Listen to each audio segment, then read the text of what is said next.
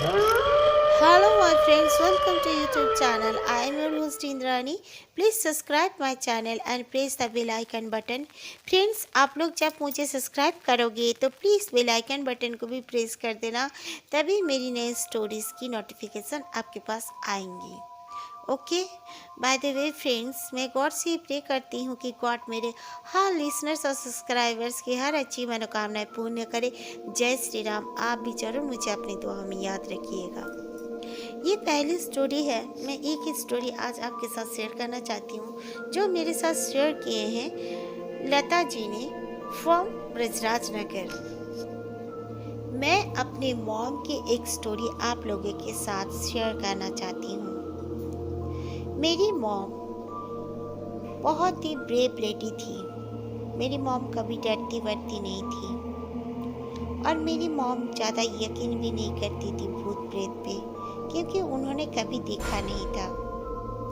एक बार की बात है, हमारे पड़ोस में एक औरत ने एक बहुत ही अच्छी सी साड़ी खरीदी और वो साड़ी इतना कम कॉस्ट का था कि बोलने का नहीं। ये करीब करीब 1990 का स्टोरी है। वो आंटी ने वो साड़ी खरीद के मम्मी को दिखाने के लिए आ गई। मम्मी ने देखा, मम्मी ने कहा इतने कम कॉस्ट में तुझे ये साड़ी मिल गया, इम्पॉसिबल है। क्योंकि मम्मी के पास भी उस समय उस टाइप का साड़ी था, बट काफ़ी कॉस्टली। मम्मी ने घुमा फिरा के खोल खाल के देखा, रियली में मम्मी के जैसे सेम टू सेम था, पर उसकी कीमत आधी थी। मम्मी ने कहा कौन था वो आदमी? तो आंटी ने कहा क्या पता, मुझे नहीं मालूम, मैंने तो कभी देखा नहीं है। क्योंकि वो आंटी बिल्कुल नई नई शिफ्ट हुई थी हमारे पड़ोस में और वो आंटी का कोई बच्चा भी नहीं था तब तक। फिर मम्मी और आंटी काफ़ी बातचीत किया करते थे, उनमें काफ़ी दोस्ती हो गई थी। एक दिन अचानक आंटी आकर कहती है कि दीदी, मुझे ना वो रूम में अकेले रहने में काफ़ी डर लगता है। मम्मी ने कहा ऐसा क्यों? मैं क्या पता, दोपहर के समय जब मैं काम धाम करके लंच करके अकेले लेटती हूँ बेडरूम में, तो लगता है हमारे अलमारी में जैसे कोई नॉक करता है और मैं अलमारी के पास जाती हूँ तो बिल्कुल नॉक बंद हो जाता है। और मेरे हस्बैंड मेरे साथ रहने से इस तरह का कुछ नहीं होता, बट हर दोपहर को इस तरह 4-5 दिन से मेरे साथ हो रहा है। तो मम्मी ने कहा तू अपने हस्बैंड के साथ ये बात शेयर की है? तो उसने कहा हाँ मैंने किया, पर मेरे हस्बैंड ने इतना केयर नहीं किया और कहा कि तुम अकेली रहती हो इसलिए डर जाती होगी, तुम पड़ोस में चली जाया करना। तो मम्मी ने कहा ठीक है, तू यहीं पे चली आया करना, नींद लगने से मेरे साथ सो जाना, क्योंकि मैं और मेरी बेटी और मेरे बेटा तो एक साथ ही सोते हैं, तू भी हमारे साथ सो जाना। तो आंटी ने कहा ठीक है, कोई बात नहीं। फिर दूसरे दिन आंटी ने जब अपना साड़ी को देखने के लिए, अपना साड़ी जो नई खरीदी थी उसे देखने के लिए अलमारी को खोलने गई, तो अचानक से जैसे किसी ने अंदर से अलमारी को बंद कर लिया, जोर से खींच लिया। इस वजह से आंटी की 2 उंगलियां उसी में रह गई और बिल्कुल इतनी जोर से लगी कि उनकी एक उंगली की हड्डी भी टूट गई और उन्होंने ज़बरदस्ती अपनी उसी उंगली को खींच लिया बाहर और खून खून होने लगा और वो चीखती हुई चिल्लाती हुई रोती हुई बाहर आई। कई लोग उनके चिल्लाने की आवाज़ सुनकर उनके पास आ गए और मेरी मम्मी भी दौड़ कर गई। तो मेरी मम्मी को कहने लगी मैं कहती हूँ ना वो अलमारी में कुछ है, मैं कहती हूँ ना वो घर में कुछ है, मैं साड़ी को देखने गई, मेरे साथ इस तरह सा घटना घटा। तो मेरी मम्मी जल्दी से उनके पति को फ़ोन किए और फिर उनका हस्बैंड आकर उनको हॉस्पिटल ले गए। हॉस्पिटल में करीब करीब वो 3 डेज़ रही। फिर उनके हस्बैंड उनको जब घर लेने आना चाहे, वो आना ही नहीं चाहती थी। वो बोली नहीं मैं उस घर में नहीं जाऊंगी, मुझे बहुत डर लगता है, मैं नहीं जाऊंगी। तो उनके पति ने कहा कोई बात नहीं, तुम्हारी मम्मी कल आ रही है और तुम्हें डर नहीं लगेगा। ये सुनने के बाद आंटी घर पर आ गई। आने के बाद अंकल भी उनके पास ही रहे। दोपहर का समय था। अंकल उनके पास ही बैठे हुए थे। आंटी सो गई।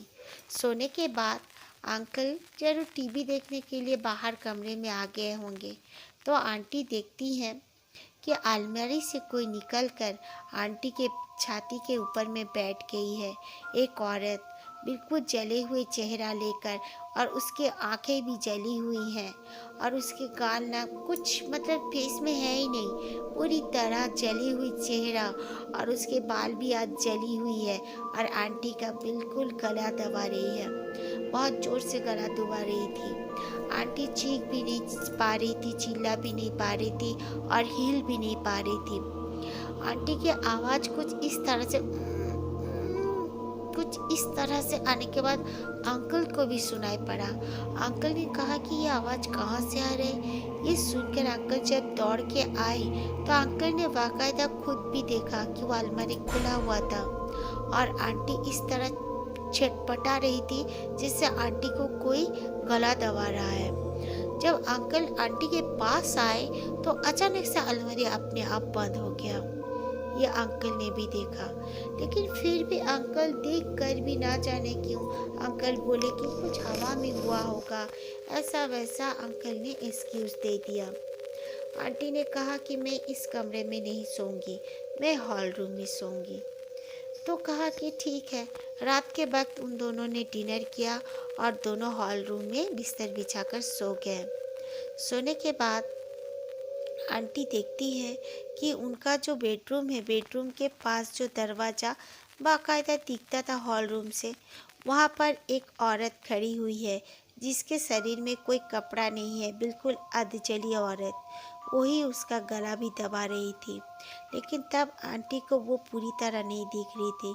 अभी वो औरत पूरी तरह दिख रही थी, अधजली, और पूरी तरह वो औरत बिन कपड़ों में खड़ी होकर कमर में हाथ देकर आंटी को हिंदी में बोल रही थी, तू मेरी साड़ी पहनेगी, तू मेरी साड़ी पहनेगी, चुपचाप मेरी साड़ी को जला डाल, वरना मैं तुझे जान से मार डालूंगी। आंटी कुछ समझ नहीं पाई, चीख कर बैठ गई। तो अंकल बोल रहे कि तुम सपना देख रही होगी। फिर दूसरे दिन आंटी की मम्मी आ गई। कुछ दिन सब ठीक ठाक रहा। 4-5 दिन फिर आंटी और उनकी मम्मी दोनों किसी एक आदमी के घर में कुछ इनवाइट हो जाने की वजह से वो लोग खाना खाने जा रहे थे कुछ फंक्शन में। तो आंटी ने वो साड़ी पहन लिया जो साड़ी उन्होंने नई खरीदी थी उस आदमी से। वो साड़ी पहनकर अंकल भी जा रहे थे उनके साथ। वो सब जाने लगे। दोपहर का टाइम था। तो अचानक से आंटी जाते जाते जैसे आंटी का बाल किसी ने पीछे से पकड़ लिया और घसीट कर आंटी को कुछ दूर लेके चला गया। हर किसी ने ये बात देखी और कहने लगा कि मेरी साड़ी खोल, मेरी साड़ी खोल। हर किसी को उसका आवाज़ सुनाई देने लगा। अंकल भी सुनने लगे।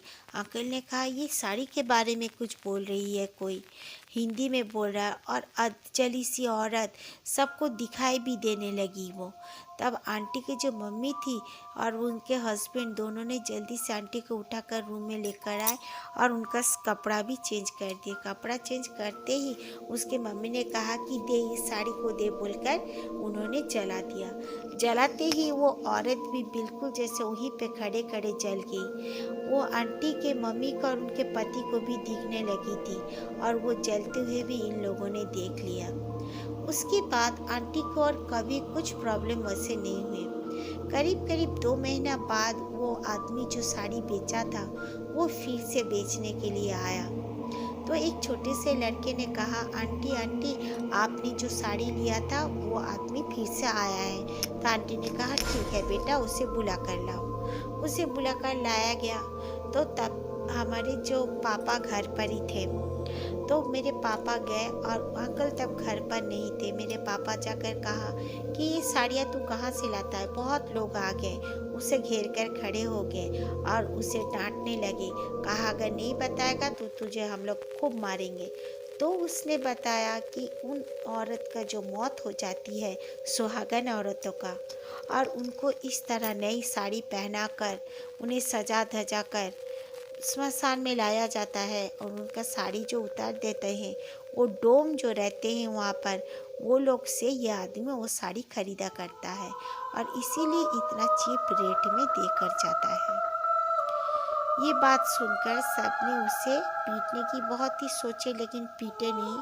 कहा कि दोबारा इस गली में तू दिखना नहीं, वरना तुझे हम पुलिस में पकड़ा देंगे। Okay friend, take care.